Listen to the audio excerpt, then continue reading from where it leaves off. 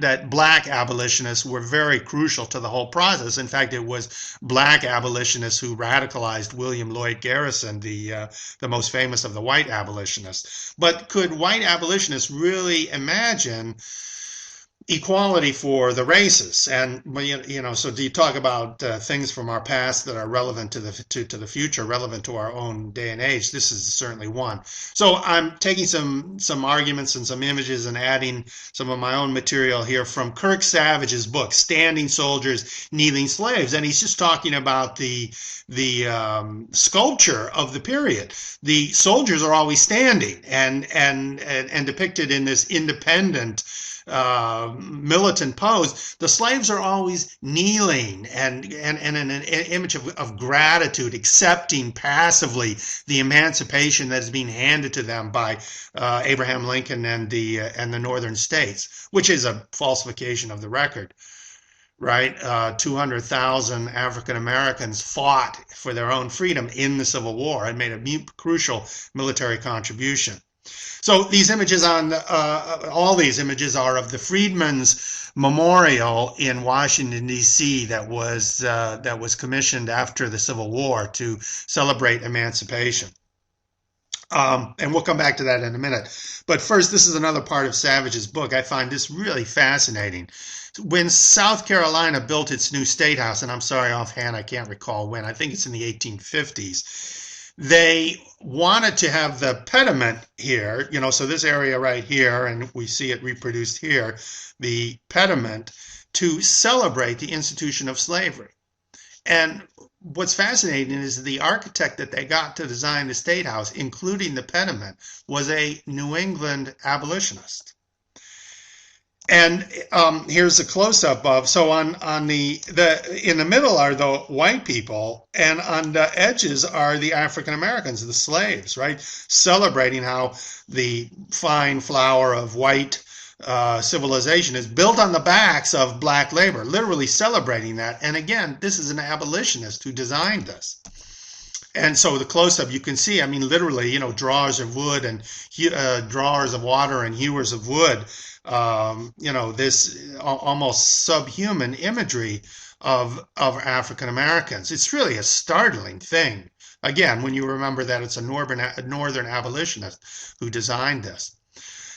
This is a British abolitionist imagery here, but this was picked up almost universally by American abolitionists. The image of African Americans as supplicants, as pleading, as dependent and pleading for emancipation. An effective image, but also one that is not particularly flattering to African Americans.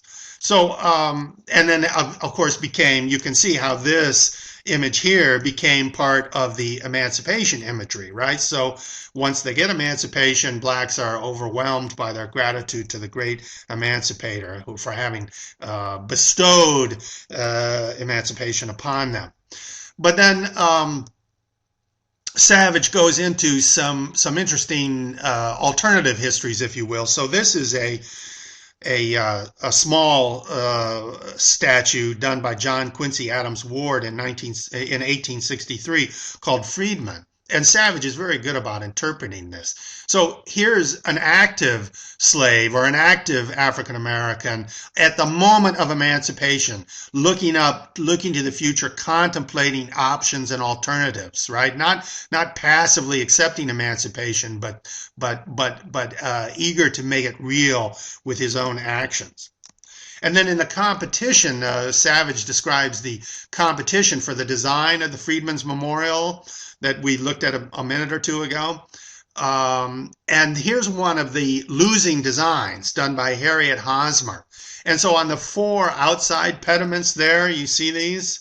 On the 4 outside pediments are 4 images of African Americans who go from slave to contraband. That was the term that the Union Army used to describe slaves who fled to the Union Army lines.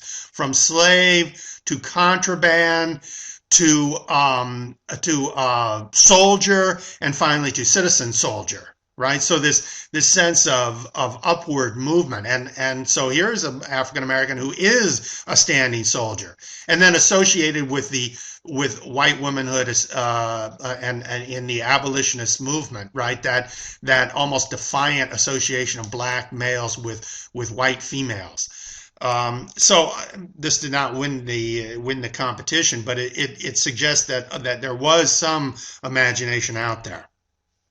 Instead, this was the winning entry, and Savage reproduces this image on the cover of his book. I just think it's such a poignant image of this African American man staring up at the statue. And what can he make? What can he make of this? What is there in this for him to identify with?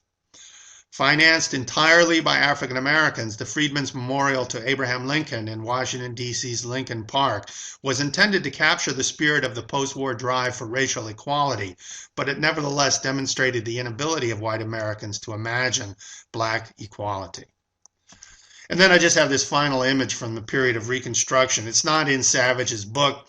I'm honestly not sure exactly where I got it, but it just is an endlessly fascinating image to me of on the right there, these white drivers, right? A mule team carrying a wagon with some sort of heavy granite on it, and these two African American guys at the back, right? Kind of, not so sure they're into the task, and then the more you look at it, you realize, well, what is that? Well, it seems clear to me that it is the granite base for one of these standing soldier memorials to the Confederate soldiers, to the white Confederate soldiers in the South. And it seems to me an imagery of the lost opportunities of the Civil War, our failure to achieve real racial equality, and our failure to commemorate and to celebrate and to memorialize the real purpose for the war and the only thing that that redeemed the war, and that is emancipation itself. Thank you.